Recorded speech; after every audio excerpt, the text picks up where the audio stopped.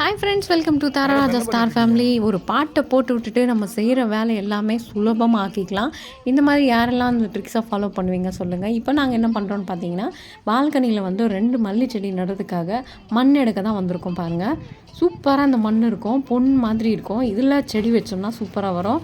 இதுக்காக நாங்கள் காலையில் எழுந்து வந்து இந்த மாதிரி மண்ணெல்லாம் எடுத்துகிட்டு போயிட்டுருக்கோம். சிகப்பு மண் இந்த செடி நட்டோம்னா அவ்வளோ சூப்பராக வரும். பாருங்கள், அதுக்காக தான் இவ்வளோ தூரம் வந்திருக்கோம்.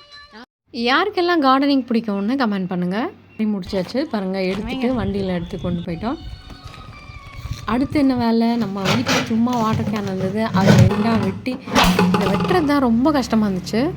இப்போ எடுத்துகிட்டு வந்த மண்ணை பால்கனியில் கொட்டி நல்லா காய விட்டுட்டு அதுக்கப்புறம் நம்ம இப்போ செடி நட போகிறோம். பாருங்கள், அந்த வாட்டர் கேனை பாதியாக விட்டுட்டு சைடில் எல்லாம் ஓட்டை போட்டு வச்சுருக்கோம்.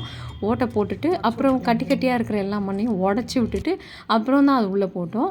இந்த மல்லி கன்று வந்து ஒரு கல்யாணத்தில் கொடுத்தது. 2 மாதமாக எடுத்துகிட்டு வந்து இந்த டெம்பரேச்சருக்கு அடாப்ட் ஆகிற வரைக்கும் வச்சுருந்து இப்போது அது காஞ்சு துளுத்து வந்திருக்கு. இப்போ நம்ம இதை நட்டோம்னா நல்லா வளமாக சூப்பராக பிடிச்சிட்டு வேர் பிடிச்சி நல்லா வரும். பாருங்கள், நட்டு வச்சாச்சு. அடுத்து இன்னொன்றும் இருக்குது, அதையும் சேர்த்து நட்டுடலாம். இதுக்கு உரம் எதுவுமே நாங்கள் இப்போதைக்கு போடலை. இது கொஞ்சம் வேர் பிடிச்சி வந்த பிறகு உரம்லாம் சேர்த்தோம்னா நல்ல வளர்ச்சி இருக்கும். அடுத்து 2ஆவதும் நம்ம சேர்த்து நட்டுடலாம்.